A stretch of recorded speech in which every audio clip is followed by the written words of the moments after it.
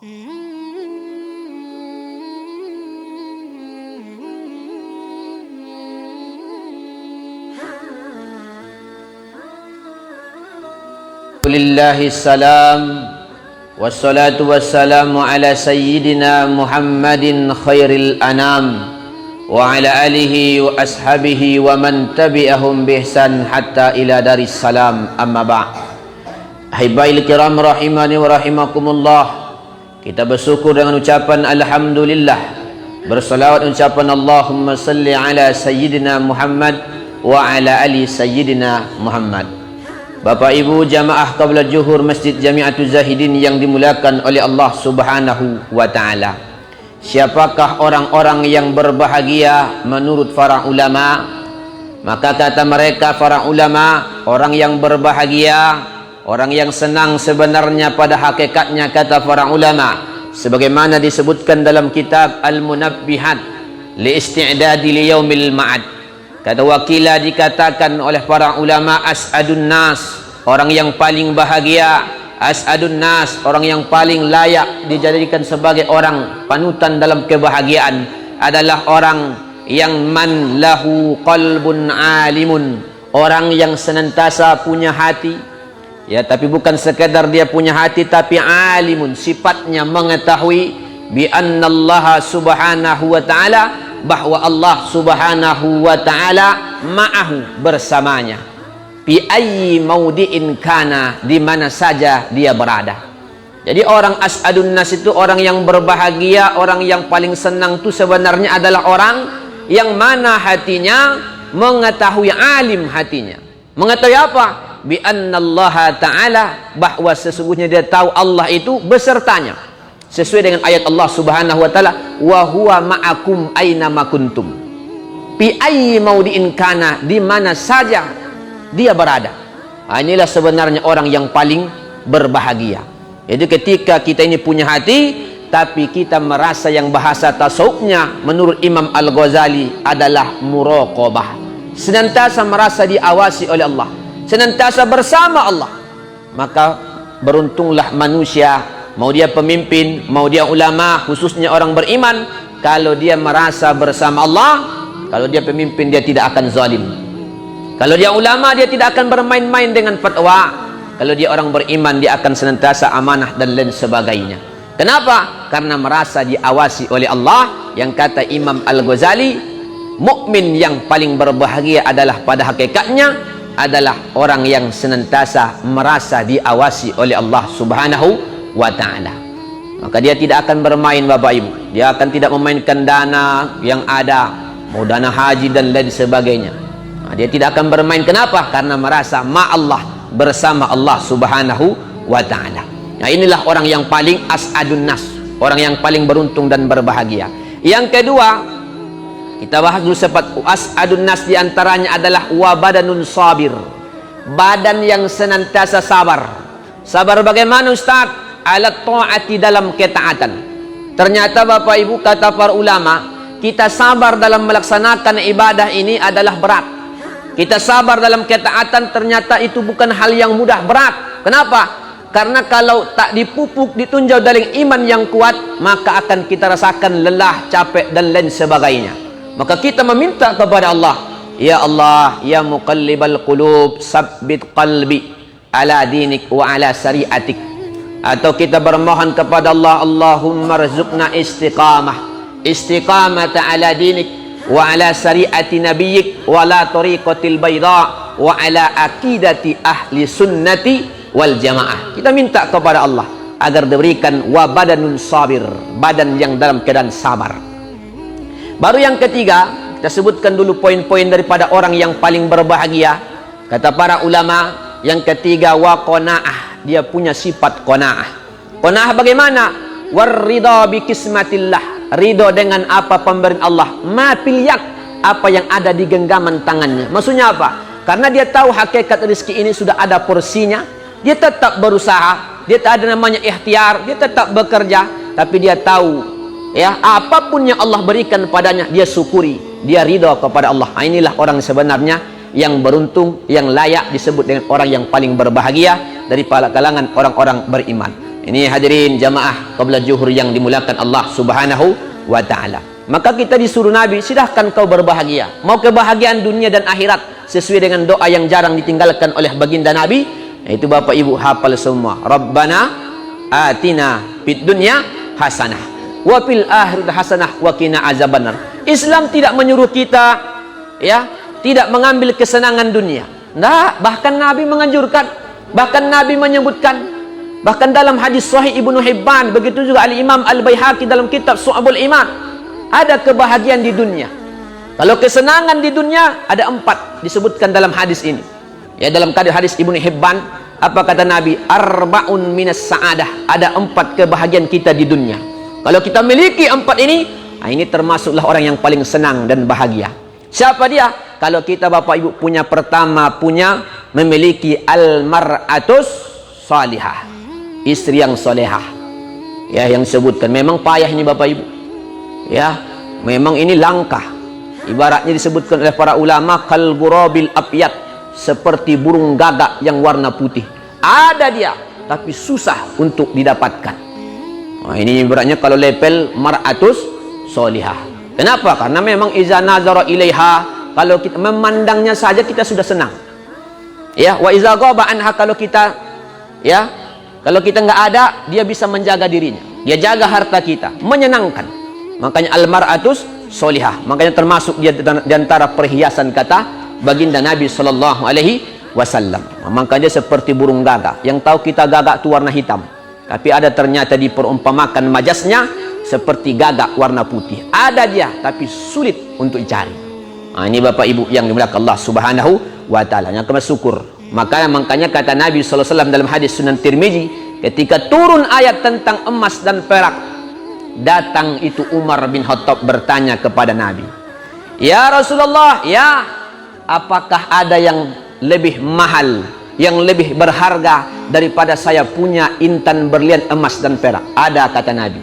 Apa ya Rasulullah? Di antaranya kata Nabi, ketika kau memiliki zaujatun salihatun tu'inu ala imanih.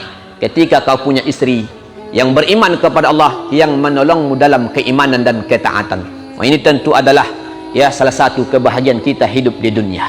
Maka kita senantiasa berusaha memberikan nasihat agar senantiasa ya keluarga kita menjadi qurratu ain, sejuk di pandangan mata. Yang kedua, silahkan kau punya kebahagiaan dunia, kata Nabi. Apa kebahagiaannya? Adalah wal maskanul wasi, rumah yang besar. Jadi nggak salah. Oh Pak Ustadz, kan Nabi itu hidup bersederhana biasa. Nah, kita itu mesti mengikut Nabi. Nabi mengatakan ini pilihan. Ini pilihan Nabi. Silahkan kau punya al-baitul wasi, maskanul wasi, rumah yang besar. Kenapa? Karena rumah yang besar di samping tempat kita istirahat, di situ ketika datang tamu, lapang, luas, senang mereka. Datang keluarga dari kampung, kita buat acara dan lain sebagainya, maka bermanfaat ketika kita memiliki rumah yang luas. Kita ada tamu, datang keluarga besar, bukan hanya sebagai, tapi rumah itu bukan hanya sebagai rumah tempat tinggal bagi kita saja, tapi bagaimana dia bermanfaat kepada keluarga, tetangga dan lain sebagainya. Silahkan. Nah, ya, walaupun Nabi lebih memilih hidup apa adanya. Itu pilihan Nabi. Tapi bukan berarti Nabi menganjurkan kita hidup miskin. Tak, justru dia silahkan kau cari kesenangan. Di antara kesenangan dan kebahagiaan ketika kita memiliki rumah yang luas alias besar. Nah, ini kata Nabi SAW. Yang kita katakan Nabi miskin. Gak mungkin Nabi miskin. Ibaratnya kalau diumpamakan ketika Nabi waktu mudanya umur 25 tahun, disebutkan dalam kitab tarikh, menikahi seorang perempuan dengan mahar, ya, kalau disebutkan dalam hadis isrina bakrah, 20 ekor onta yang begitu bagus dan gemuk, muda. 20, kalau kita kali 30, ya mungkin sekitar 600 juta. Kalau satu onta 50 juta, berarti sekitar 1 M. Nggak mungkin seorang pemuda umur 25 tahun maharnya menikahi seseorang 1 M. Itu kira-kira Bapak Ibu miskin atau kaya? Oh, itu kaya, Pak.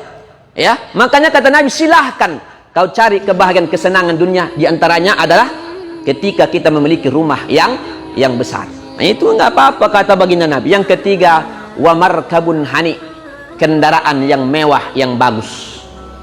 Maka ada seorang ulama besar, ya, pakai kendaraan bagus. Dulu mungkin kuda yang bagus lah, ya. Lalu tiba-tiba ada seorang, ya, yang bukan Islam tapi dia miskin, menegur. Ada mengatakan seorang ulama ini, ulamanya adalah Imam Ibnu Hajar. Datang ini perempuan kafir ini bertanya, wahai Imam, kau kan orang Islam. Saya dengar-dengar bukankah Nabimu mengatakan bahwa ad-dunya sijnun lil mu'minin, ya, bahwa dunia ini adalah penjara bagi orang beriman, wa jannatun lil kafirin. Ya, kata Imam Ibnu Hajar, ya benar. Lalu kenapa kau begitu, kau senang-senang begitu dengan kendaraan mewah? Apa kata imam ini? Ini baru di penjaranya saja sudah begini katanya. Di penjaranya saja sudah bagi, apalagi nanti nah, itu baru penjara. Nah, itu kata Imam Ibnu Hajar. Maka silahkan. Jadi tergantung kita mengelola itu, ya, harta dan lain sebagainya. Makanya Imam Syafi'i ketika dia mengenal Imam Malik, disitulah berubah mindsetnya, ya. Mindset Imam Malik. Dulu Imam Malik paling suka ulama itu yang hidup bersahaja. Tapi ketika jumpa dengan Imam Malik, sudah mulai pola pikirnya. Oh, ternyata ya harta itu pilihan. Silahkan dengan kaya, ya, jumpa Imam Malik, sehingga Imam Malik memberi bekal kepada Imam Syafi'i. Tapi jumpa lagi yang lebih kaya daripada Imam Malik, muridnya Imam Abu Hanifah, yaitu Syekh Al-Imam Muhammad Hasan As-Saibani. Sampai di sana dia dilihat di terasnya Syekh Muhammad Hasan As-Saibani emas batangan bersusun rapi. Sampai-sampai bertanya Imam Syafi'i, ya Syekh, Anda ini ulama, kenapa begitu mewah ya Syekh? Hei Syafi'i, bagaimana pendapatmu andai kata ini emas yang tersusun ini adalah dimiliki oleh orang fasik? Kemana dia salurkan? Tentu hal-hal yang maksiat yang tidak diridhai oleh Allah Subhanahu wa ta'ala. Jadi kata Nabi, kebahagiaan pertama istri kita punya istri yang solehah. Yang kedua, ketika kita punya rumah yang luas dan besar. Yang ketiga, ketika kita punya kendaraan yang bagus. Ini termasuk dalam kebahagiaan. Yang keempat adalah ketika kita wal jarus soleh, punya tetangga yang baik, yang soleh, yang ketika kita nggak ada di rumah, dia perhatikan rumah kita. Ketika ditengoknya kita dalam keadaan sedih, dia menghibur kita. Makanya disebutkan oleh para ulama, dulu ada bernama Syekh Al-Imam Al-Adawi. Beliau menanyakan, saya ingin menjual rumah saya dengan harga 100 dirham. Siapa yang mau beli? Maka orang mau nawarnya. Tapi sekaligus saya jual harga, ya, bertetangga dengan seorang ulama yang bernama Sa'ad bin As. Bayangkan ada orang jual rumah tapi dia jual juga. Bagaimana senangnya bertetangga dengan seorang ulama yang bernama Sa'ad bin As. Hei Al-Adawi, bagaimana kamu ini? Masa ibaratnya kau jual rumah, kau jual juga? Ya, bagaimana enaknya bertetangga dengan Sa'ad bin As? Saking senangnya beliau bertetangga dengan berapa? Dengan sekian, bahkan berlipat daripada harga rumahnya. Harga rumahnya. Kenapa? Karena dia memang begitu senang dengan tetangganya yang bernama Sa'ad bin Mu'adz. Sampai ini berita ini bahwa Al-Adawi ingin menjual rumahnya. Ya, sampai dia ingin menjual, didengarlah oleh Sa'ad bin As. Kenapa? Biar saya yang beli. Ya, biar saya yang membeli. Lalu kata dia, "Ndak. Ya, saya senang bertetangga denganmu." Sampai sedemikian, sampai ditawarkannya bagaimana kesenangan, ya, bertetangga dengan orang-orang wal jarus saleh. Itu tetangga yang baik. Makanya kalau kita Bapak Ibu, ya, ingin mencari rumah lagi, itu sunnahnya tengok dulu lingkungan dan tetangganya. Yang asal jangan bangun saja. Nanti udah ada bangun bagus segala macam, kamarnya 9 dan lain sebagainya, lapangannya luas, tetangga kita wal jarusu, tetangga yang buruk. Ya, pagi dah hilang satu, sore malam hilang lagi, besok hilang lagi. Oh, terganggu kita. Makanya kata Nabi, man kana yu'minu billahi wal yaumil akhir falyukrim jarah. Hendaklah kita saling memuliakan. Nah, ini diantara kebahagiaan Bapak Ibu yang dimuliakan Allah Subhanahu wa ta'ala. Inilah diantara kebahagiaan di atas kebahagiaan yang disebutkan oleh baginda Nabi sallallahu alaihi wasallam. Maka kebahagiaan pada hakikatnya, ya, kata para ulama, adalah kebahagiaannya orang beriman. Orang beriman yaitu dalam ketaatan. Begitu juga ridho dalam pemberian Allah Subhanahu wa ta'ala. Karena ini min alamatil muttaqin, ciri orang yang bertakwa. Terakhir saya sampaikan, karena ciri orang bertakwa itu qanaah. sesuai dengan kalimatnya kata Imam Al-Qusyuri, takwa tarikul ma'as, orang yang takwa meninggalkan maksiat. Qaf qanaah, merasa cukup apa yang ada diberikan Allah, itu takwa dari kalimatnya kata Imam Al-Qusyuri. Qaf baru wara, orang yang takwa bukan hanya sekedar meninggalkan haram, dia meninggalkan yang subhat, baru takwa. Berarti yakin, keyakinan orang yang bertakwa itu luar biasa kepada Allah Subhanahu wa ta'ala. Maka ini saja yang bisa kami sampaikan, mudah-mudahan ada manfaatnya dan kita termasuk orang-orang yang berbahagia yang disebutkan oleh baginda Nabi sallallahu alaihi wasallam. Akhir ini, assalamualaikum warahmatullahi